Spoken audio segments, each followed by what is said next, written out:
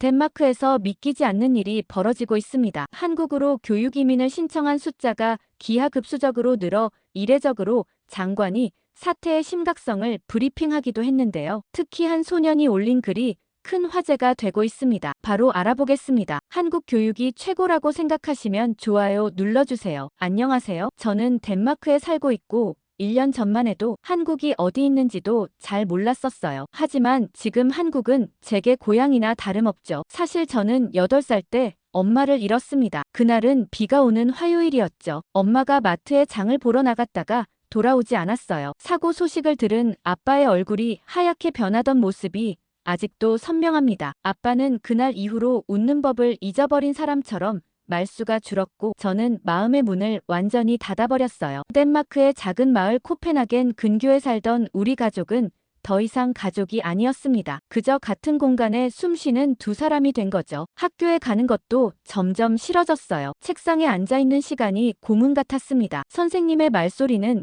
귀에 들어오지 않았고 친구들의 웃음소리는 더 멀게만 느껴졌어요. 매일 아침 숙제를 안 해왔다는 지적을 듣는 게 일상이 되었습니다. 창밖을 바라보며 시간을 보내는 날들이 많아졌죠. 흐르는 구름과 바람에 흔들리는 나뭇가지 그리고 가끔 지나가는 작은 새들. 그것들이 제 친구였어요. 수업 종이 울려도 자리에서 일어나지 않았고 점심시간에는 혼자 교실 구석에 앉아 도시락을 먹었습니다. 도시락이라고 해봤자 아빠가 아침에 대충 싸준 샌드위치와 우유 한 팩이 전부였죠. 담임 선생님은 자주 아빠를 학교로 불렀어요. 제가 계속 결석하면 학교에 적응하기 더 어려워질 거라며 지금이라도 심리 상담을 받아보는 게 어떻겠냐고 제안했습니다. 하지만 아빠는 항상 시간이 해결해 주겠다는 대답만 했죠. 그렇게 바람처럼 스쳐 지나가는 날들 속에서 저와 아빠는 서로에게 등을 돌린 채 살았어요. 아침에 일어나면 아빠는 이미 출근한 뒤고 저녁에 돌아오면 대부분 지쳐 있었습니다. 식탁에 앉아 TV만 보다가 각자 방으로 들어가는 게 우리의 일상이었죠. 그렇게 2년이 흘렀어요. 10살이 된 저는 여전히 학교에 가기 싫어했고 친구도 거의 없었습니다. 선생님들은 저를 볼 때마다 안타까운 눈빛을 보냈죠. 그 눈빛이 싫었어요. 동정이 느껴졌으니까요. 어느 날 저녁 아빠가 평소보다 일찍 돌아왔습니다. 테이블에 앉아 저녁을 먹던 중 아빠가 조심스럽게 말을 꺼냈어요. 이제 우리 집에 새로운 사람이 올 거라고요. 포크질 하던 손이 멈췄습니다. 아빠는 잠시 머뭇거리다가 말을 이었죠. 제가 꼭 엄마라고 부르지 않아도 괜찮지만 선영이라는 분이고 한국 사람이며 우리가 함께 살게 될 거라고 말했어요. 저는 아무 말도 하지 않았습니다. 그저 밥을 빨리 먹고 방으로 들어갔죠. 문을 닫고 침대에 누워 이불을 머리끝까지 뒤집었었어요. 베개를 꽉 붙잡고 소리 없이 울었습니다. 엄마를 대체할 사람은 아무도 없는데 아빠는 벌써 다른 사람을 데려오려고 했어요. 다음 날 학교에서 작은 소문이 퍼졌습니다. 제 친구였던 요한이 다른 아이들에게 제 집에 새 엄마가 올 거고 한국 사람이라고 말한 거죠. 쉬는 시간 몇몇 아이들이 다가와 저한테 물었어요. 새 엄마가 스시 먹고 다니냐면서 엄마랑 말은 통하냐며 뭐라고 하는지 알아듣냐고요. 정말 듣기 싫었습니다. 그들은 아시아 국가들을 구분하지도 못하면서 놀리기 바빴죠. 그날부터 저는 정말로 학교에 가기 싫어졌습니다. 교실 맨 뒤 구석자리에 앉아 그림만 그렸어요. 까만 크레파스로 빼곡히 채워진 그림들, 그건 제 마음이었을지도 모릅니다. 사람들과 말하는 것도 눈을 마주치는 것도 싫었죠. 선생님이 질문을 해도 모른다고만 했고 체육 시간에는 항상 아프다고 했습니다. 그렇게 저는 점점 더 작은 세계 속으로 숨어 들어갔어요. 제 세계에는 창밖으로 보이는 하늘과 구름 그리고 가끔씩 꺼내보는 엄마의 사진만 있었습니다. 아무도 들어올 수 없는 제 작은 세계였어요. 새 엄마가 오기로 한 날 저는 일부러 늦게까지 밖에서 시간을 보냈어요. 집으로 돌아와야 한다는 걸 알면서도 발걸음이 무거웠죠. 현관문을 열고 들어가는 순간 낯선 향기가 코끝에 닿았습니다. 약간 매콤하면서도 고소한 냄새였어요. 거실로 들어서자 아빠와 한 여자분이 소파에 앉아 있었습니다. 선영은 생각보다 젊었어요. 긴 머리를 단정하게 묶고 미소를 지으며 일어났죠. 서툰 덴마크어로 인사했지만 저는 그저 고개만 살짝 끄덕였습니다. 시선조차 마주치기 싫었어요. 어색한 침묵이 흘렀고 아빠가 저녁 식사를 준비했다며 식탁으로 우리를 안내했습니다. 식탁에는 본 적 없는 음식들이 놓여 있었어요. 하얀 밥과 여러 작은 그릇들 그리고 김이 모락모락 나는 국. 아빠는 이게 한국 음식이라며 한번 먹어보라고 했죠. 하지만 저는 냄새부터 마음에 들지 않았습니다. 특히 그 갈색 국물은 정말 역겨워 보였어요. 이건 된장국이라며 몸에 좋다고 설명하는 아줌마의 말을 자르고 저는 냄새가 역겨워서 못 먹겠다고 말했습니다. 그리고 접시를 밀어내고 자리에서 일어나 방으로 들어갔어요. 문을 닫기 전 아줌마의 당황한 표정과 아빠의 미안해하는 시선이 느껴졌지만 모른 척했죠. 그날 밤 배가 고팠지만 절대 나가지 않았습니다. 엄마의 사진을 꺼내보며 생각했어요. 엄마라면 어땠을까? 엄마의 따뜻한 목소리가 그리웠습니다. 엄마가 만들어주던 분홍색 팬케이크와 달콤한 시나몬 롤이 생각났어요. 그 음식들은 역겹지 않았는데 그 다음 날도 비슷했습니다. 선영 아줌마는 매일 다른 한국 음식을 준비했지만 저는 대부분 먹지 않았어요. 아빠가 없을 때는 냉장고에서 요구르트나 치즈를 꺼내 대충 때웠죠. 아줌마가 뭔가 물으면 최대한 짧게 대답하거나 그냥 무시했습니다. 그녀가 내 방에 들어오는 것도 싫어했어요. 하지만 아줌마는 포기하지 않았습니다. 어느 날부터 제 책상 위에 따뜻한 차 한 잔과 짧은 메모가 놓이기 시작했어요. 간단한 문장들이었죠. 처음에는 그냥 무시했지만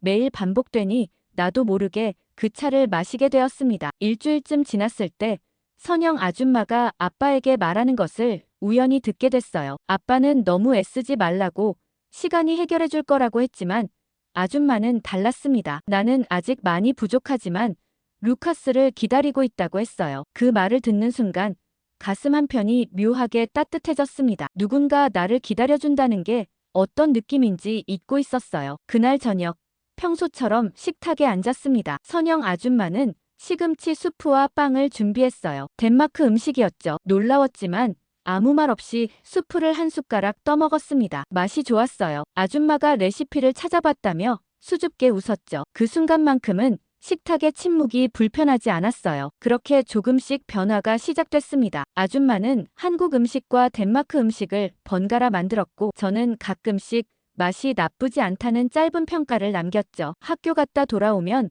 제 방 앞에 작은 간식과 메모가 있었어요. 한국 과자도 있었는데 달콤하고 바삭한 게 나쁘지 않았습니다. 어느 날은 무거운 가방을 들고 들어오는 제게 아줌마가 다가와 도와줬어요. 처음엔 거부하려 했지만 그녀의 부드러운 손길이 싫지 않았습니다. 그날 저녁 선영 아줌마가 만든 호박죽을 조금 더 먹었어요. 달콤하고 따뜻했죠. 흘리지 않게 조심히 먹는 제 모습을 보며 아줌마가 미소 지었습니다. 그때까지만 해도 선영을 엄마라고 부를 생각은 없었어요. 하지만 이제 그녀를 완전히 밀어내지도 않았습니다. 그렇게 우리 집의 저녁 식탁은 조금씩 말이 오가는 공간이 되어갔어요. 여전히 많은 침묵이 있었지만 그 안에 미세한 변화가 시작되고 있었습니다. 그러나 학교 생활은 여전히 힘들었어요. 아이들의 놀림이 줄어든 건 아니었고 수업 시간에 집중하는 것도 어려웠습니다. 하지만 이상하게도 집에 돌아가는 발걸음이 전보다 가벼워졌어요. 문을 열면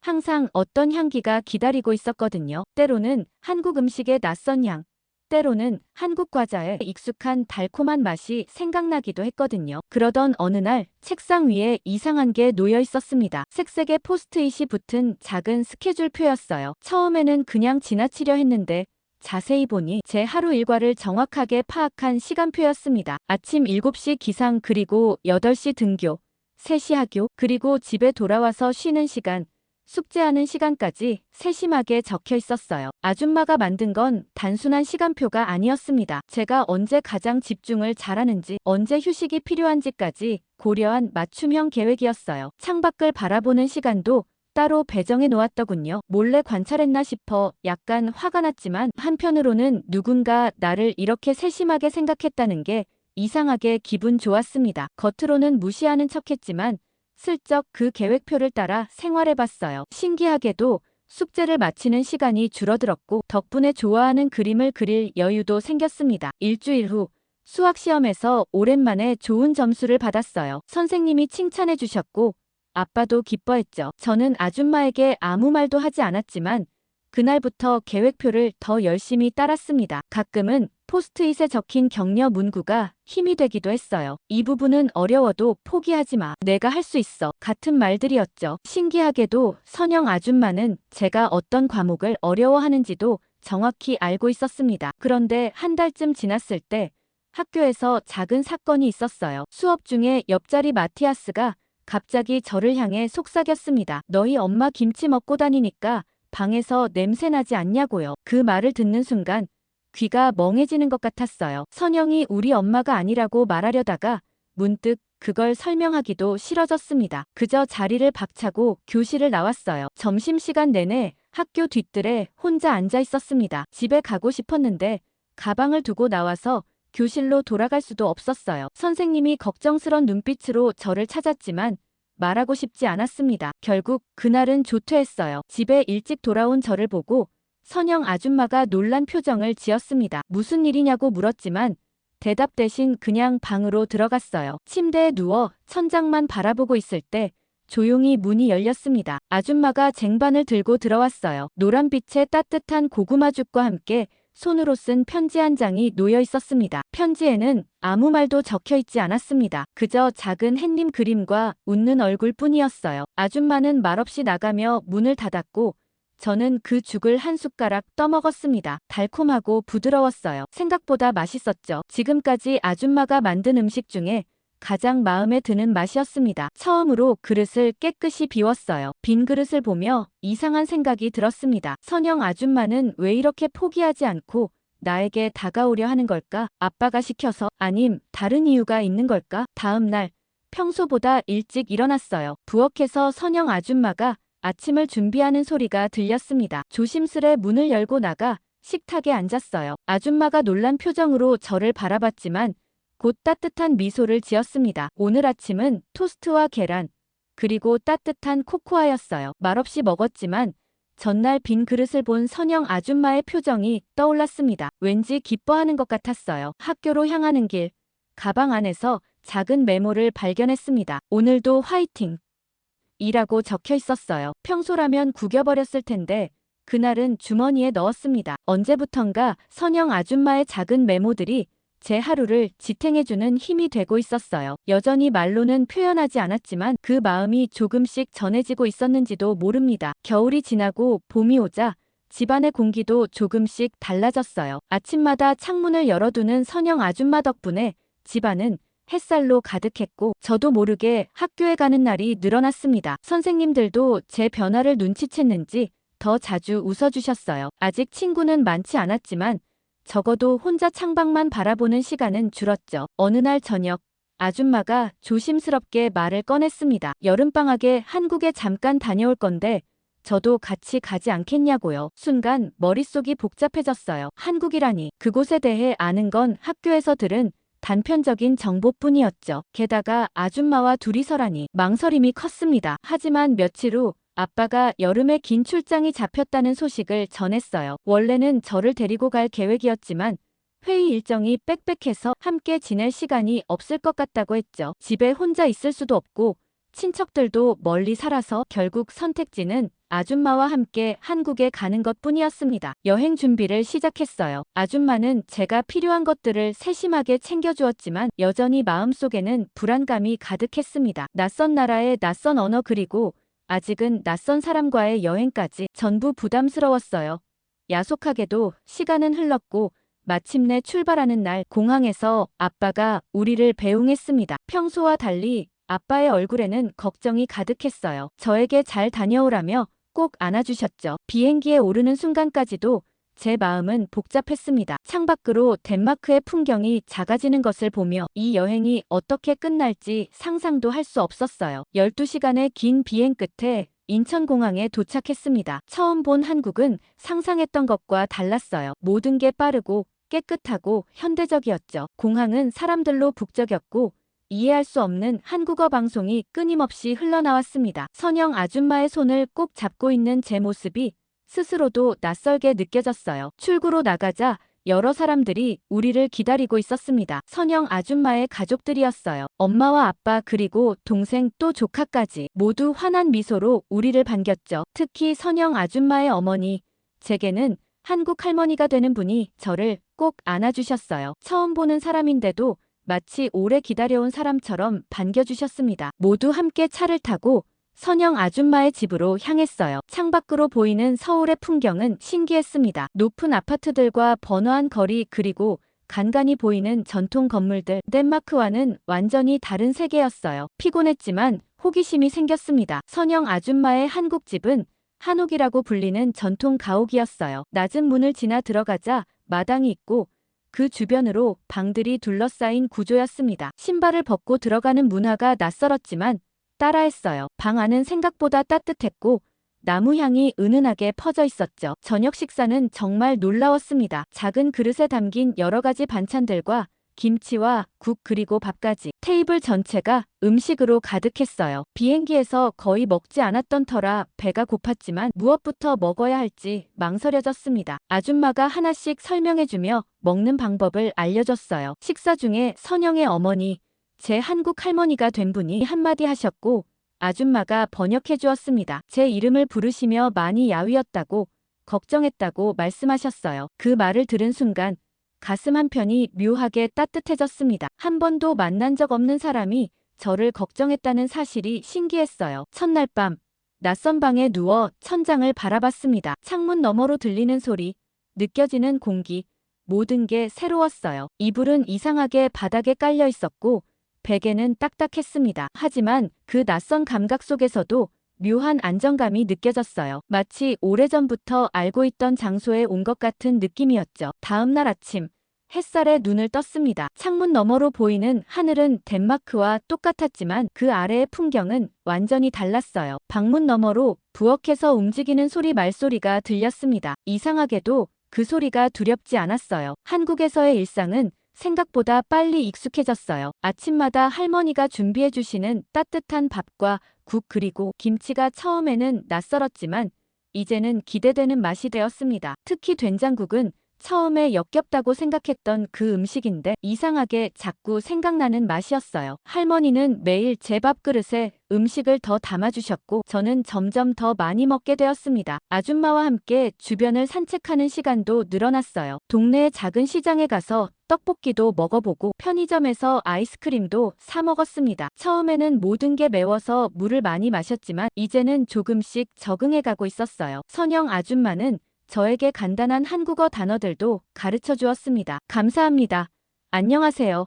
맛있어요. 같은 말들이었죠. 그렇게 일주일쯤 지났을 때 선영 아줌마의 조카가 다니는 초등학교 체육대회에 초대받았어요. 처음에는 가기 싫었습니다. 낯선 사람들 속에 섞이는 것이 여전히 불편했거든요. 하지만 선영 아줌마의 조카 민수는 나이가 어린데도 영어를 곧잘해서 저와 소통하는데 문제가 없었고 직접 전화해서 꼭 와달라고 부탁하는 통에 거절할 수 없었어요. 체육대회가 열리는 날 아침부터 학교 운동장은 사람들로 북적였습니다. 알록달록한 천막들이 세워져 있었고 음악이 흘러나오고 있었어요. 선영 아줌마의 가족들은 돗자리를 펴고 자리를 잡았습니다. 응원 도구와 간식, 물통까지 완벽하게 준비해온 모습이 인상적이었어요. 민수는 저를 보자마자 반가워하며 뛰어왔습니다. 자기 친구들에게 소개시켜주겠다며 저를 끌고 갔어요. 운동장 한복판에 서니 갑자기 부끄러워졌습니다. 민수는 큰 소리로 저를 소개했어요. 덴마크에서 온 자기 사촌이라고요. 친구들이 몰려와 질문 세례를 퍼부었습니다. 레고가 정말 많이 있냐는 질문, 눈이 얼마나 많이 오냐는 질문, 산타가 정말 핀란드에 살고 있냐는 질문까지. 덴마크와 핀란드를 혼동하는 모습이 어쩐지 친근하게 느껴졌어요. 게다가 민수 친구들도 영어를 곧잘해서 별로 소통이 어렵지 않았죠. 처음엔 어색했지만 아이들의 질문 앞에서 점점 말문이 열렸습니다. 덴마크의 긴 겨울밤과 짧은 여름낮에 대해, 크리스마스 때 가족들이 모여 춤추는 전통에 대해 이야기했어요. 아이들은 눈을 반짝이며 들었습니다. 그런 관심을 받는 것이 오랜만이라 이상하게 기분이 좋아졌어요. 체육대회가 시작되고 민수의 반차례가 되었습니다. 선영 아줌마의 가족들은 모두 일어나 큰 소리로 응원했어요. 저도 모르게 따라 일어나 소리 지르고 있는 제 모습이 신기했습니다. 민수가 달리기를 할 때는 가슴이 두근거렸고 결승선을 통과했을 땐 환호성을 질렀어요. 이런 감정을 언제 마지막으로 느꼈는지 기억도 나지 않았습니다. 점심시간이 되자 모두 모여 도시락을 나눠 먹었어요. 할머니가 정성껏 준비해주신 김밥과 유부초밥 그리고 과일까지 옆자리 가족과도 음식을 나누어 먹었습니다. 처음 보는 사이인데도 마치 오래된 이웃처럼 자연스럽게 대화가 오갔어요. 할머니는 제게 계속 음식을 권하셨고 저는 거절하지 않고 맛있게 먹었습니다. 식사 후 아이들은 전통놀이 시간을 가졌어요. 비석치기와 고무줄놀이 그리고 제기차기까지. 민수가 저를 불렀습니다. 제 차례라면서요. 망설이다가 용기를 내어 참여했어요. 제기를 발로 차는 것은 생각보다 어려웠지만 아이들은 제가 2번이나 성공하자 환호성을 질렀습니다. 누군가 제 이름을 부르며 응원하는 소리가 귓가에 맴돌았어요. 루카스, 루카스. 제 이름이 이렇게 불려지는 게 얼마만인지 모르겠습니다. 그날 내내 웃고 뛰고 응원하며 시간을 보냈어요. 너무 재밌었죠. 해가 지기 시작할 무렵 체육대회는 막을 내렸어요. 모두 함께 정리를 하고 집으로 돌아가는 길 민수는 제 손을 꼭 잡고 다음에 또 놀자고 했습니다. 그리고 같이 학교를 다니면 좋겠다고 했죠. 집으로 돌아가는 차 안에서 창밖의 풍경을 바라보며 오늘 하루를 돌아봤어요. 웃음소리와 응원소리 그리고 제 이름을 부르던 목소리들 그 모든 것이 마음속에 따뜻하게 남아있었습니다. 아줌마 옆에 앉아 조심스레 물어봤어요. 여기서 학교를 다녀볼 수도 있냐고요. 그 말을 듣는 아줌마의 눈빛이 반짝였습니다. 처음으로 제가 먼저 무언가를 요청한 순간이었어요. 그날 밤 평소보다 일찍 잠들었습니다. 꿈에서는 덴마크의 학교와 한국의 운동장이 섞여 나왔어요. 그리고 처음으로 악몽이 아닌 따뜻한 꿈을 꾸었습니다. 선영 아줌마는 제 갑작스러운 요청에 놀랐지만 곧바로 움직이기 시작했어요. 덴마크에선 늘 죽상이던 제가 여기에선 달랐기 때문이겠죠. 교환학생 프로그램을 찾아보고 학교에 연락하고 필요한 서류를 준비했죠. 다행히 제 여권이 아직 유효했기에 비자도 금방 해결됐습니다. 아빠에게 이 소식을 전했을 때 잠시 놀란 기색이 역력했지만 다행히 반대하진 않으셨어요. 오히려 제게 새로운 기회가 될 수 있다며 응원해 주셨습니다. 그렇게 저는 한국에서 한 학기를 보내기로 결정했어요. 민수가 다니는 학교는 외국인 학생을 위한 특별 프로그램이 있어서 저 같은 경우를 받아들일 준비가 되어 있었습니다. 첫 등교날 심장이 터질 것 같았습니다. 교문 앞에서 발걸음이 떨어지지 않았어요. 아줌마가 등 뒤로 살짝 밀어주었죠. 교실에 들어서자 모든 시선이 저에게 쏠렸습니다. 선생님께서 저를 소개해 주셨고 앞으로 한 학기 동안 함께 지낼 거라고 말씀하셨어요. 그리고 짝꿍으로 민준이라는 남자아이를 지정해 주셨습니다. 민준이는 활기찬 눈빛의 소년이었어요. 밝은 미소로 저를 맞이해 주었죠. 영어를 조금 할 줄 알아서 다행이었습니다. 첫 수업부터 모든 것을 꼼꼼히 설명해 주었어요. 어떤 책을 펴야 하는지, 선생님이 무슨 말씀을 하시는지, 쉬는 시간에는 어디로 가야 하는지까지 그의 친절함 덕분에 첫날을 무사히 넘길 수 있었습니다. 급식 시간은 정말 신기했어요. 급식실로 이동해 긴 줄을 서서 차례를 기다리고 쟁반에 여러 가지 음식을 담았습니다. 덴마크 학교의 간단한 샌드위치와는 비교도 안 되는 풍성한 식단이었어요. 김치와 국과 밥 그리고 여러 반찬들. 처음에는 젓가락질이 서툴러서 민준이가 많이 도와주었습니다. 며칠 지나지 않아 아이들 사이에서 제가 젓가락질을 가장 빨리 배웠다는 소문이 퍼졌어요. 선생님도 저를 칭찬해 주셨습니다. 수업은 생각보다 어렵지 않았어요. 수학과 과학은 언어가 달라도 이해할 수 있었고 영어 시간에는 오히려 제가 다른 친구들을 도와줄 수 있었습니다. 가장 어려웠던 건 한국어 수업이었죠. 하지만 선생님께서 저를 위해 특별한 교재를 준비해 주셨어요. 그리고 수업 후에는 민준이가 자발적으로 남아 저에게 한국어를 가르쳐 주었습니다. 민준이에게 의지를 많이 해서 그런가 우린 정말 빠르게 친해졌어요. 함께 학교 앞 문방구에서 간식을 사 먹고 학원 가는 길까지 제가 데려다주고 주말에는 때때로 놀이터에서 만나기도 했습니다. 그의 공책에는 덴마크어 단어들이 제 공책에는 한국어 단어들이 점점 늘어갔어요. 가장 먼저 배운 문장은 너는 내 친구야 였습니다. 급식실에서 처음 깍두기를 맛본 날도 선명히 기억납니다. 아삭하고 매콤한 맛이 처음에는 낯설었지만 곧 중독되었어요. 민준이는 제가 깍두기를 좋아한다는 걸 알고는 매일 자기 것까지 주곤 했습니다. 그 작은 배려가 가슴 깊이 와닿았어요. 한 달이 지나고 2달이 지나자 저는 완전히 한국 학교가 익숙해졌어요. 아침 조회부터 청소 시간, 방과 후 활동까지 모든 것이 자연스러워졌죠. 선생님께서도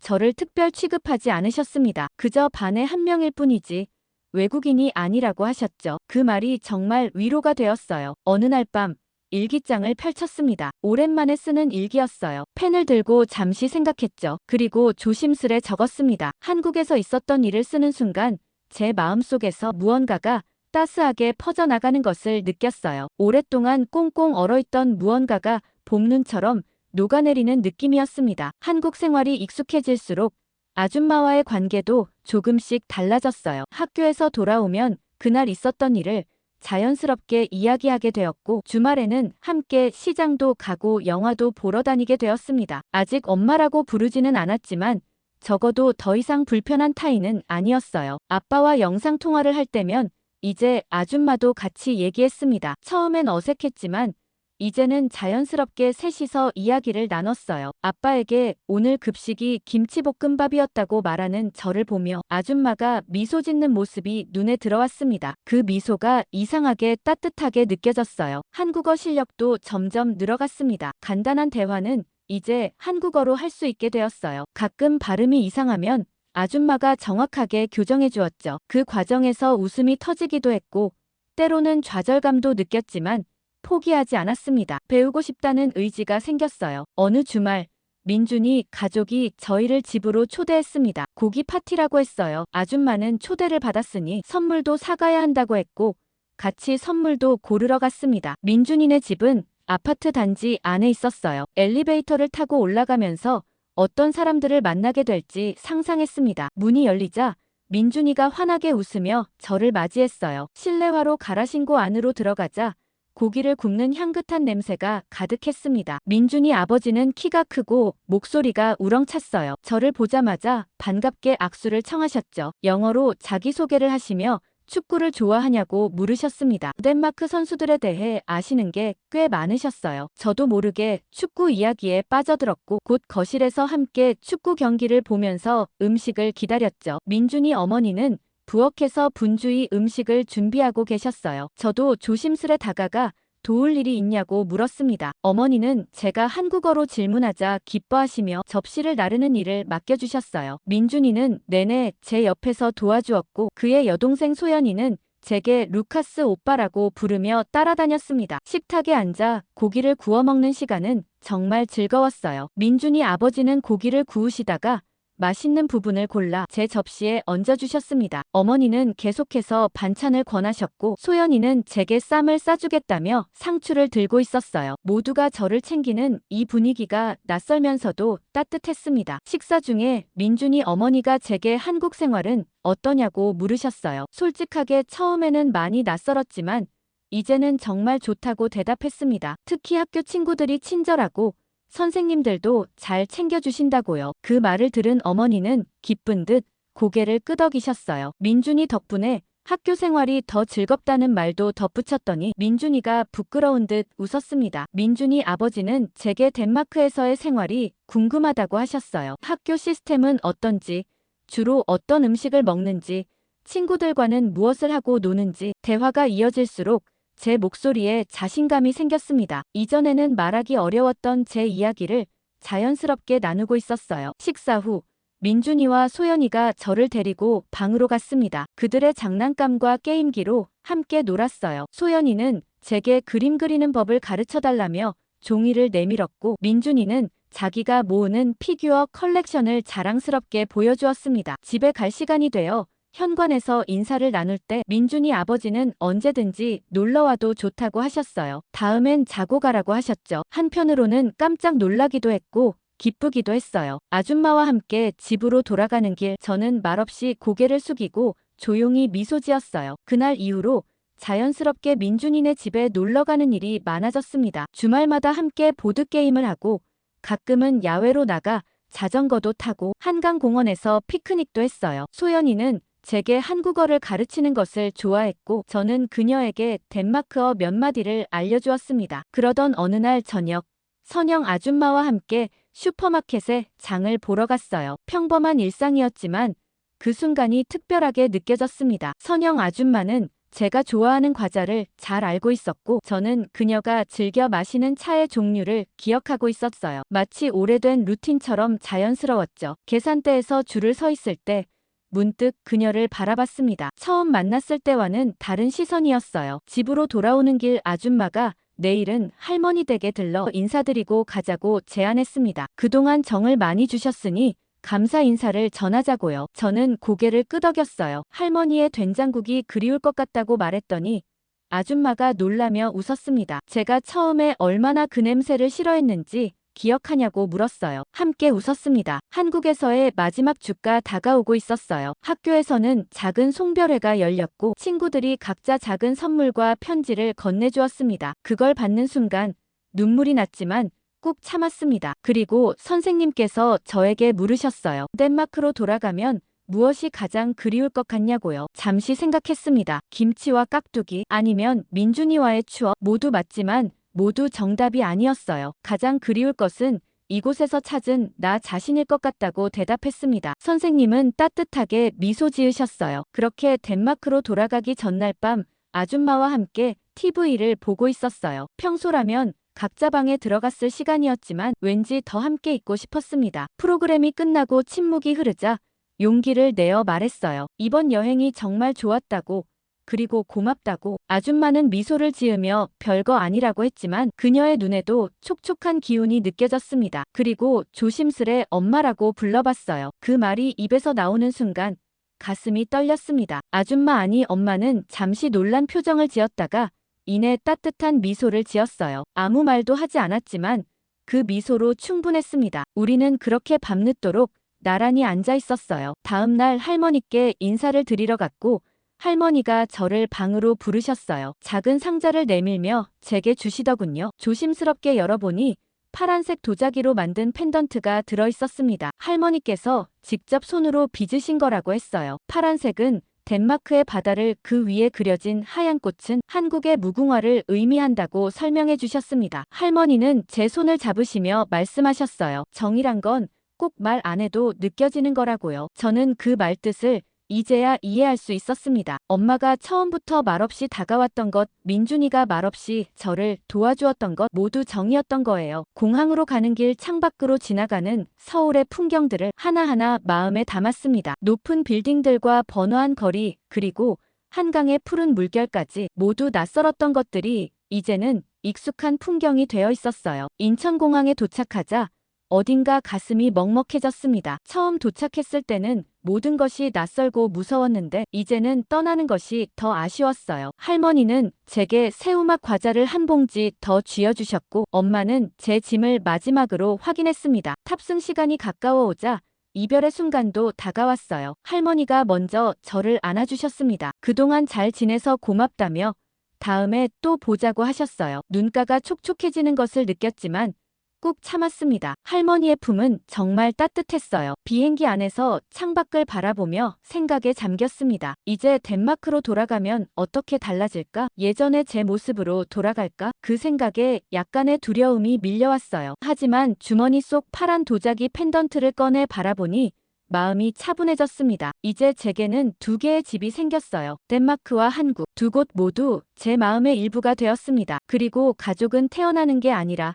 함께 만들어가는 것이라는 걸 알게 되었어요. 무슨 애가 이렇게 고집이 세? 일단 집에는 가야 할 거 아니야. 여기 공항에서 당황스러워하는 영국 슈퍼모델 엄마가 있습니다. 주변의 모든 한국 사람들이 귀여운 꼬마의 투정에 웃음 짓고 있는데요. 도대체 꼬마 숙녀가 한국에서 어떤 일이 있었는지 바로 들어보겠습니다. 안녕하세요. 저는 FC 서울의 한국어 통역사로 일하고 있는 영국인 루퍼트입니다. 저희 구단에서 가장 사랑받고 있는 영국인 꼬마 소녀가 있는데요. 팬들이 희망이라고 부르는 제시 링가드 선수의 딸 호프가 얼마 전 한국을 방문했거든요. 사실 링가드가 한국에 온 것도 아직도 얼떨떨한데 호프를 한국에서 보다니 저희 구단 측에서도 특별한 이벤트라고 생각하고는 정말 신경을 많이 썼어요. 그래서 제가 호프의 엄마 레베카와 호프가 편하게 한국 여행을 할 수 있도록 전담해서 따라다니기로 했죠. 구단에서는 희망이라는 애칭으로 부르니 저도 호프를 희망이라고 칭할게요. 사실 이번에 링가드가 부상을 당하면서 구단 측에서는 영국에 가서 회복하라고 얘기를 했었어요. 그런데 링가드의 반응은 정말 의외였죠. 영국에 안 가고 한국에 남는다고 하는 거예요. 그러면서 희망이를 오히려 한국으로 초대했죠. 희망이는 원래도 손흥민 선수를 굉장히 좋아하고 한국 문화에 관심이 많았어요. 그런데 레베카는 한국 일정을 영 탐탁치 않아 했어요. 8월 한국 날씨는 워낙 덥고 습한 데다 링가드가 하도 칭찬하니 한국 문화에 관심은 있지만 2주나 되는 긴 일정에 지루할 것 같다는 의견을 보냈더라고요. 레베카 반응이 아예 이해가 안 되는 건 아니었어요. 왜냐면 제가 한국에 와서 살겠다고 했을 때 저희 부모님도 마찬가지 반응이셨거든요. 한국같이 작은 나라에서 뭔 직장을 갖겠다고 그러는 거냐며 영국에서 계속 생활하길 바라셨어요. 하도 걱정하시는 통에 제가 한국으로 한번 모셔온 적도 있었거든요. 그때 부모님은 서울의 모습을 직접 보고는 그제서야 안심하셨어요. 아무튼 레베카도 한국에 오게 되면 분명 달라질 거라고 확신했고 링가드는 함선우 선수의 도움을 받아 열심히 희망이를 위한 한국 여행 계획을 짜더라고요. 그런데 저는 가끔 링가드 선수가 우리 팀이라는 게 정말 믿기지 않을 때가 종종 있어요. 올 2월에 FC 서울 영입 기사가 났을 때도 저는 거짓말 같았거든요. 맨체스터 유나이티드 출신의 잉글랜드 국가대표가 K리그로 온다니 애초에 말이 안 되잖아요. 사실 링가드는 대형 축구 스타라고 볼 수 있었어요. K리그 역사상 최고의 이름값을 자랑하는 선수라고 볼 수 있거든요. 940만 명에 달하는 그의 소셜미디어 팔로워 수는 한국의 스타 선수 이강인의 185만 명을 훨씬 뛰어넘는 수치였습니다. 당연히 링가드의 한국행은 축구계를 넘어 전 세계의 이목을 집중시켰죠. 당연히 한국 말고도 26개의 클럽이 링가드에게 러브콜을 보냈었어요. 요즘 유럽의 스타들이 대거 이적하고 있는 사우디아라비아 리그에서도 그를 원했다고 했죠. 오일머니도 거절하고 그가 선택한 곳은 다름 아닌 FC 서울이었습니다. 그 이전 노팅엄 포레스트에서 약 130억 원의 연봉을 받았었는데 그 금액은 FC 서울의 2023 시즌 전체 선수단 연봉과 맞먹는 금액이었어요. 일부 팬들 사이에서는 연봉을 주급으로 착각한 것 같다든지 원과 파운드를 헷갈린 것 같다는 소리까지 나왔습니다. 모두들 의아했지만 링가드는 오직 축구 하나만 보고 한국에 왔다고 했어요. 여전히 팬들은 단순히 축구 때문만은 아닐 거라며 의류 브랜드와 e스포츠 사업 같은 비즈니스적 목적이 있을 거라는 의견도 있었지만 적어도 최근 6개월간은 정말 축구에만 몰두하는 모습을 보이고 있어요. 아무튼 며칠 후 희망이가 도착했고 그날 날씨가 유독 더워 걱정이 많았어요. 인천국제공항에 도착한 희망이는 눈이 휘둥그레져 있더라고요. 아빠를 보러 왔다는 설렘과 함께 낯선 나라에 대한 호기심이 가득한 표정이었죠. 저는 희망이의 첫마디에 깜짝 놀랐어요. 안녕하세요 하며 고개를 숙여 인사하는 모습이 너무 귀여웠거든요. 링가드는 희망이에게 한국어를 한 번씩 가르쳐 주는데 정말 예의 바르게 행동했다며 칭찬해 주었어요. 그리고 저희는 경복궁으로 이동했습니다. 링가드 선수는 희망이에게 경복궁을 꼭 보여주고 싶다고 했어요. 한국하면 경복궁을 꼭 와봐야 한다며 일정에 꼭 넣고 싶다고 얘기한 곳이었죠. 그런데 문제가 하나 있었습니다. 원래라면 한복을 입고 경복궁을 돌아보려 했는데 날씨가 너무 더워 한복을 입고 다니기가 어려워 보였습니다. 희망이는 공주 같은 옷을 입고 싶었다며 속상해했고 하는 수 없이 한복점에 들러 사진이라도 많이 찍을 수 있게 해주었어요. 희망이는 엘사 옷보다 더 예쁜 것 같다며 노란 저고리에 분홍 치마를 입고서는 폴짝폴짝 뛰어다니더라고요. 레베카도 희망이의 모습을 보고 너무 즐거워했어요. 그렇게 한복을 입어보고 나서 다시 활동복으로 갈아입고 경복궁으로 향했습니다. 희망이는 경복궁 곳곳을 누비며 호기심 어린 질문을 쏟아내더라고요. 그런데 저는 링가드의 모습을 보고 좀 놀랐어요. 희망이가 질문하는 내용에 대해 척척 답하는 모습이 인상 깊었거든요. 희망이를 위해 공부를 한 건지 원래 한국 문화에 관심이 많아 알고 있었던 건지 한국 문화를 사랑하는 모습이 꽤 인상적이었습니다. 희망이는 한국 왕이 살던 궁전이 너무 좋다며 여기서 하룻밤 자고 싶다고 말하는 모습에 모두들 활짝 웃었어요. 특히 수문장 교대식에서는 두 눈을 반짝이며 한 장면 한 장면을 유심히 지켜보더라고요. 왕의 군인들인데 옷도 너무 예쁘다며 아까 공주님 같은 옷을 입고 있어서 군인이 아니라 왕자 같다며 신기해했어요. 한참을 경복궁을 구경하고 나서 근처의 한식당으로 향했습니다. 희망이의 첫 한국 음식 경험이 기대되더라고요. 테이블에 차려진 비빔밥을 보고 희망이는 눈을 동그랗게 떴어요. 이게 뭐예요? 색깔이 너무 예뻐요 라고 말하며 호기심 어린 눈으로 음식을 살폈죠. 링가드가 비빔밥을 조금씩 비벼주자 희망이는 조심스레 한 숟가락 먹어봤어요. 그리고는 놀란 표정으로 맛있어요. 아빠, 이거 매일 먹고 싶어요. 라고 말했죠. 한국 음식의 매력에 푹 빠진 희망이의 모습이 너무 귀엽더라고요. 그리고 희망이의 엄마 레베카의 반응은 정말 독특했어요. 이거 다이어트에 너무 좋겠다며 사진을 여러 장 찍고서는 어떻게 만드는지 제게 따로 물어보기까지 했어요. 그러면서 재료가 많이 필요한 만큼 정성이 많이 들어가는 음식인 것 같다며 그래도 건강엔 정말 좋겠다면서 꼭 만들어 봐야겠다고 하더라고요. 레베카는 인플루언서답게 계속해서 희망이의 모습과 한국의 모습을 사진 찍어 올렸는데 갑자기 휴대폰을 보고 깜짝 놀라했어요. 무슨 일인지 알고 봤더니 평소보다 팬들의 반응이 엄청 뜨거웠던 거죠. 다들 한국에 대해 궁금한 게 정말 많아 보였어요. 날씨는 어떤지부터 시작해서 아이와 함께 여행하기 좋은지, 그리고 함선우 선수에 대한 질문까지 있더라고요. 레베카는 차마 다 대답을 못할 정도로 질문이 쏟아진다며 팬들에게 나중에 정리해서 보내주겠다고 궁금한 내용을 댓글로 적어두라고 할 정도였죠. 레베카는 한국에 대해서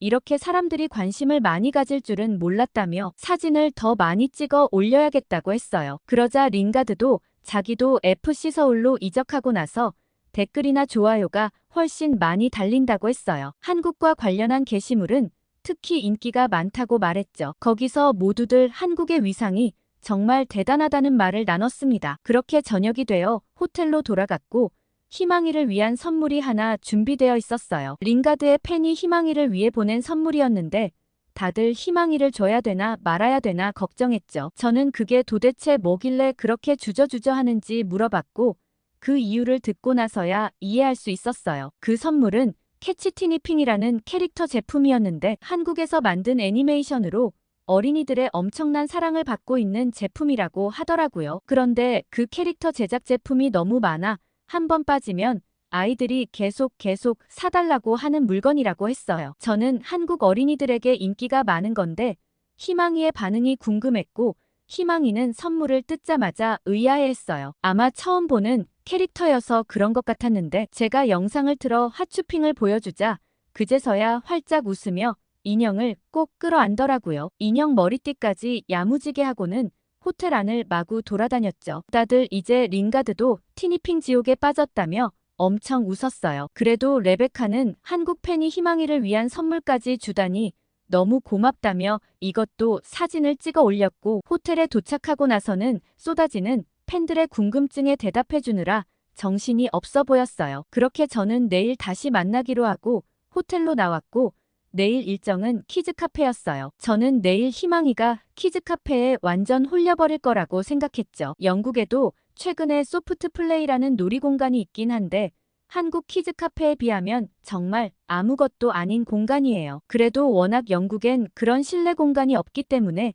인기가 많거든요. 희망이는 오늘은 또 어딜 가보냐고 반짝이는 눈빛으로 물어봤고 키즈카페에 간다고 대답하니 약간 실망하는 눈치였어요. 아마 영국의 키즈카페만 생각한 것 같았는데 막상 가면 분명 반응이 달라질 거라 생각했죠. 입구에 들어서자마자 희망이의 눈이 동그래졌습니다. 형형색색의 장난감과 놀이기구들 그리고 즐겁게 뛰노는 아이들의 모습에 희망이는 흥분을 감추지 못했어요. 그런데 뛰어가려는 희망이를 링가드가 갑자기 막아섰습니다. 링가드는 희망이에게 신발을 벗고 놀아야 한다고 말했어요. 희망이는 의아해했죠. 사실 신발을 벗는 문화가 낯설 법했거든요. 링가드는 이렇게 하는 게 한국의 문화라고 설명해 주었고 희망이는 고개를 끄덕이며 신발을 벗어 신발장으로 넣어두었어요. 그리고는 오히려 신발이 없으니 더 좋은 것 같다고 했죠. 그렇게 키즈카페 안으로 들어가자 희망이는 어디부터 가볼지 몰라 눈을 이리저리 굴렸어요. 링가드는 희망이의 손을 잡고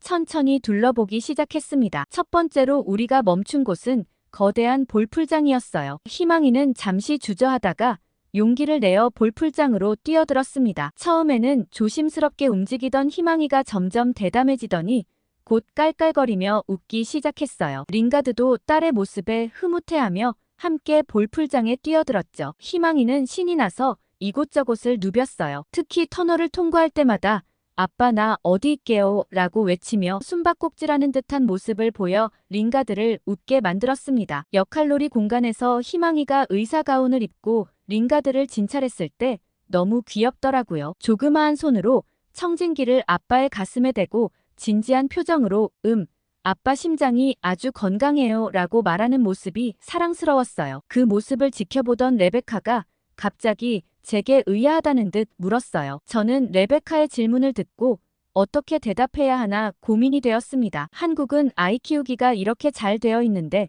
왜 이렇게 출산율이 낮은 거냐고 물었죠. 레베카는 한국은 화장실에서도 기저귀를 갈 수 있도록 기저귀대가 곳곳에 설치되어 있는 것 같았고 낮은 세면대가 있는 곳도 있어서 정말 감탄했다고 했어요. 게다가 한국 어른들은 아이들을 볼 때마다 흐뭇한 미소를 지으며 정말 예뻐하는 느낌을 받았다고 하더라고요. 그리고 이런 키즈카페 같은 시설도 잘 되어 있고 밤길도 안전한데 아이 키우기에는 정말 완벽한 나라 아니냐고 물었죠. 저도 레베카의 의견에 동의했어요. 그러나 한국은 집값이 워낙 비싸고 젊은 사람들이 취업하기가 좀 어렵다고 했죠. 서울 집은 웬만한 연봉으로는 절대 살 수 없는 데다 전셋값도 천정부지로 오르고 있다고 했어요. 언제부터 잘못된 건지 모르겠지만 아무튼 집값 상승률이 어마어마하고 특히 최근 몇 년 사이에 집값이 몇 배나 뛰었다고 얘기했습니다. 그리고 젊은 사람들은 영어나 자격증같이 준비가 잘 되어 있는데도 취업할 곳이 없어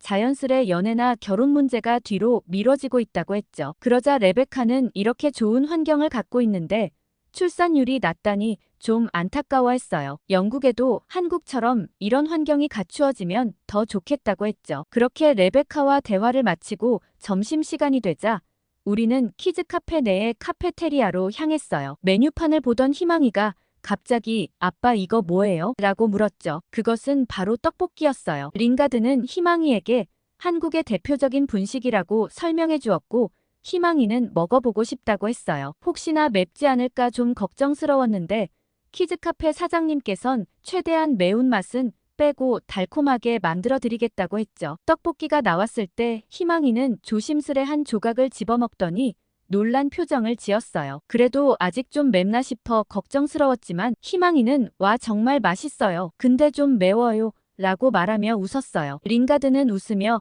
희망이에게 우유를 건넸고 희망이는 우유를 먹자마자 깜짝 놀란 것 같았어요. 그러면서 도대체 이 우유는 뭐냐고 물어봤죠. 희망이가 먹은 우유는 바나나 우유였는데 키즈카페 사장님이 특별히 서비스로 내어주신 거였거든요. 희망이는 바나나 우유가 너무 맛있다며 이건 꼭 영국으로 가져가고 싶다고 레베카를 졸랐어요. 레베카는 도대체 우유가 맛있으면 얼마나 맛있다고 그러냐며 의아해했고 우유를 한 모금 먹어보고는 깜짝 놀라더라고요. 희망이도 좋아할 맛인데 어른인 내가 먹어도 정말 맛있다고 얘기했어요. 저는 한국 사람들은 어릴 때 목욕탕에 가서 목욕 끝나면 꼭 이 바나나 우유를 전통처럼 마셨다고 얘기해 주었어요. 그리고 다음 날은 FC 서울 경기가 있어 훈련할 때도 희망이가 따라갔어요. 희망이는 아침부터 아빠의 훈련을 보러 온다고 들떠있더라고요. 훈련장에 도착하자 희망이의 눈이 반짝였습니다. 선수들이 몸을 풀고 있는 모습을 보며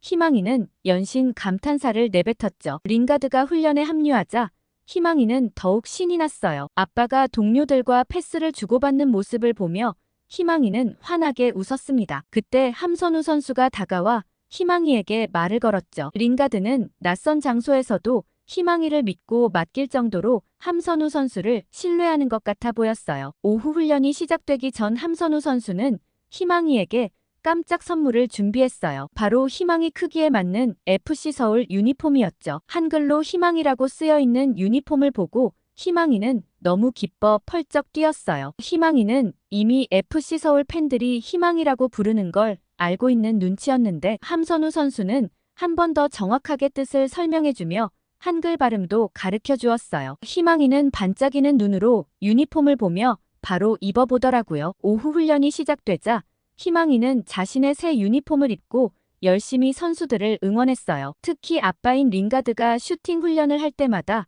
아빠 화이팅이라고 외치며 응원했죠. 링가드는 딸의 응원에 힘입어 더욱 열심히 훈련에 임했습니다. 그간 부상으로 쉬고 있었던 링가드는 복귀 일정을 조율하고 있었는데 희망이가 보고 있는 만큼 오늘 특별한 복귀전 경기를 하고 싶다고 했거든요. 아빠 마음이 다 그런 거 아니겠어요? 멀리 떨어져 있기도 하고 언제 희망이가 또 한국에 올지 모를 일이라 링가드는 오늘 경기를 선발로 뛰기 위해 열심히 몸을 풀고 있었어요. 그날 저녁 FC 서울의 홈 경기가 있었고 경기장에 가득 찬 사람들을 보고 레베카와 희망이는 깜짝 놀랐어요. 수많은 팬들이 붉은색 유니폼을 입고 응원하는 모습이 압도적이었거든요. 경기가 시작되고 링가드가 그라운드에 등장하자 관중석에서는 큰 환호성이 울려 퍼졌어요. 희망이도 함께 아빠 파이팅을 외치며 응원했죠. 그 모습이 전광판에 비춰지자 관중들은 더욱 큰 박수를 보냈습니다. 레베카는 한국 팬들의 응원을 보고 놀라워했어요. 워낙 영국에선 축구가 인기가 많고 링가드의 경기를 보러 여러 번 가봤지만 한국 팬들만큼 열정적으로 응원하는 사람들은 없는 것 같다고 했죠. 저는 한국 사람들은 열정적인 것 같다고 얘기하며 국가대표 경기가 있는 날엔 더 심하다고 얘기했어요. 그런 날은 일찍부터 치킨 주문도 다 마감되고 다들 TV 앞에 앉아 선수들을 응원한다고 했죠. 그러자 레베카는 치킨 주문이 왜 마감되냐고 물었고 저는 웃었어요. 한국 사람들은 축구를 보는 날엔 이상하게 치킨을 시켜 먹는 것 같다고 했죠. 그래서 그런 날은 배달 주문도 몇 시간이나 걸리기 때문에 일찍부터 예약을 하지 않으면 먹을 수 없다고 했어요. 그리고 치킨이 아니더라도 다른 배달 음식들도 시간이 많이 걸린다고 했죠. 치킨뿐만 아니라 축구를 보며 배달 음식을 먹는 게 한국 사람들의 문화 같다고 얘기했거든요. 그러자 레베카는 정말 재미있는 문화라며 웃었어요. 그리고 한국 사람들은 음식에 대한 애정이 많은 것 같다고 했죠. 목욕탕에서 바나나 우유를 먹는 것이나 축구를 보며 배달 음식을 먹는 것처럼 재밌는 문화가 많다며 다음에 따라해보고 싶다고 얘기했어요. 한참 얘기를 나누던 와중 링가드가 골을 넣는 순간 경기장은 열광의 도가니가 되었어요. 희망이는 너무 기뻐 펄쩍펄쩍 뛰었죠. 링가드는 골 세리머니로 딸을 향해 하트를 그렸고 이 모습은 순식간에 SNS를 통해 퍼져나갔습니다. 경기가 끝나고 FC 서울이 승리하자 희망이는 링가드에게 달려가 안겼어요. 그 모습을 본 한국 팬들은 뜨거운 박수를 보내며 사랑스러운 눈빛으로 희망이를 바라봤죠. 그날 밤 링가드는 자신의 SNS에 희망이와 함께 찍은 사진을 올렸어요. 한글로 쓰인 유니폼을 입은 희망이의 모습과 함께 감사하다는 글을 남겼죠. 이 게시물은 순식간에 엄청난 반응을 보였고 전 세계 팬들의 댓글이 끊임없이 이어졌어요. 많은 팬들이 희망이의 귀여운 모습에 반했고 한글 유니폼에도 관심을 보이는 사람들이 많았어요. 영어로 쓴 호프보다 한글로 쓴 희망이라는 글자가 훨씬 귀엽다며 한글이 아름답다는 의견도 많았어요. 일부 해외 팬들은 FC 서울 경기를 직접 보기 위해 한국으로 가고 싶다는 의견도 줄을 이었죠. 링가드를 가까이서 지켜보면서 저는 링가드의 한국 사랑과 K리그에 대한 책임감이 날로 깊어지는 것을 가까이에서 지켜볼 수 있었어요. 최근에는 경기 전 태극기와 이름이 적혀진 양말을 착용하고 경기에 임하기도 하거든요. 게다가 한국어를 배우는데도 정말 열심이어서 선수들에게 서툴지만 한국어로 말을 걸기도 했어요. 사실 외국 스타 플레이어들은 한국어에 관심이 없거든요. 이건 다른 외국 선수들뿐만 아니라 일부 외국인들도 그렇긴 해요. 한국어를 배우지 않아도 한국 사람들이 워낙 영어를 잘하니 굳이 한국어를 배울 필요성을 못 느끼거든요. 그래서 저처럼 일을 하거나 한국 콘텐츠에 애정이 있는 사람들은 한국어를 열심히 공부하지만 다른 이유로 한국에 온 사람들은 언어를 열심히 배우지 않아요. 링가드도 사실 한국어를 배울 필요가 없죠. 그런데 스스로 한국어를 공부하기도 하고 희망이에게 한국어를 가르쳐주기도 하는 걸 보면 링가드가 한국에 얼마나 애정을 가지고 있는지 알 수 있었어요. 얼마 전엔 영남 출신 선수에게 배웠는지 경상도 사투리까지 쓰는 모습이 정말 웃기더라고요. 그리고 요새는 비속어까지 배워서는 진짜 덥다 대신 정말 한국 사람처럼 비속어로 덥다고 얘기하는 모습을 보고 한국 사람 다 됐다는 생각도 들더라고요. 그리고 다음 날은 희망이와 함께 롯데월드로 향했고 롯데월드에서 자이로드롭을 탈 때 찍은 영상은 팬들로 하여금 폭소를 유발했어요. 어딜 가든 함선우 선수도 함께였죠. 레베카는 팬들이 함선우 선수가 희망이의 한국 오빠인 것 같다고 말했고 그 정도로 사실 희망이가 정말 잘 따른다고 얘기했어요. 어쩜 한국 청년이 이렇게 애를 잘 보냐며 놀라워할 정도로 함선우 선수는 희망이를 잘 돌봐주더라고요. 그렇게 2주간의 시간이 쏜살같이 흘러갔고 레베카는 자기가 뭔가 잘못 생각했던 것 같다고 했어요. 처음엔 2주 동안 한국에서 뭘 하나 싶었는데 빡빡하게 일정을 넣어도 할 게 너무 많다고 또 와야 될 것 같다고 했죠. 그리고 한국에 대한 세계 팬들의 관심이 이 정도로 어마어마할 줄은 미처 몰랐다고 했어요. 날씨도 생각보다 너무 좋았고 키즈 카페부터 어린이를 위한 박물관이나 백화점까지 모든 곳이 정말 재밌었다고 했죠. 특히 희망이가 캐리비안 베이를 너무 좋아했다고 거긴 다음에 꼭 또 가야 할 것 같다고 했어요. 그리고 레베카는 피부과 시술을 몇 번 못 받아서 너무 아쉽다고 했죠. 한국 피부과 장비는 영국이랑 차원이 다른 것 같다며 신기하다고 하더라고요. 그렇게 희망이와 레베카가 떠나는 날이 되었고 모두 함께 공항으로 배웅을 나갔죠. 희망이를 공항으로 데려다 줄 때 희망이는 영국으로 돌아가기 싫다고 아빠 옆에 있고 싶다고 꼭 붙어있는 모습을 보고 다들 짠해했어요. 링가드도 곧 또 놀러 오라며 금방 볼 수 있다고 한참을 달랬죠. 그렇게 돌아가는 딸의 모습을 보고 링가드는 한참을 공항에서 서성였어요. 그러면서 보고 있어도 보고 싶은데 또 한동안 딸애를 못 볼 생각을 하니 아쉽다고 하더라고요. 아빠 마음은 다 그런가 보다 생각했어요. 링가드는 딸이 보고 싶은 만큼 훈련에 매진해서 더 좋은 성적으로 딸에게 멋진 본보기가 되어야겠다고 다짐했어요. 그렇게 희망이의 알찬 한국 여행이 마무리되었답니다. 그런데 레베카의 SNS는 여전히 뜨거웠어요. 한국 일정에 대해 궁금해하는 팬들이 워낙 많아 아예 사진마다 따로따로 길게 댓글까지 달았더라고요. 저는 이를 계기로 해외 팬들은 물론이고 레베카도 한국에 푹 빠졌구나 생각했어요. 저는 한국 사람도 아닌데 한국에서 일하고 있는 입장으로 제가 다 뿌듯하더라고요. 아무튼 호프양의 이야기는 여기서 마무리할게요. 오늘 루퍼트 씨의 사연 어떻게 들으셨어요? 저는 영국 꼬마도 홀딱 반해버린 한국 키즈 카페와 바나나 우유가 인상적이었어요. 한국은 아이 키우기 좋은 나라라는 레베카의 의견에 대해 어떻게 생각하시는지 궁금합니다. 한국 출산율이 0.78%에 이르고 있는데요. 어떻게 하면 저출산 문제를 해결할 수 있을지 댓글로 의견을 많이 달아주세요. 좋아요와 구독 꾹 눌러주시고 다음에 더 좋은 사연으로 찾아오겠습니다. 사연 제작소 감동필름이었습니다.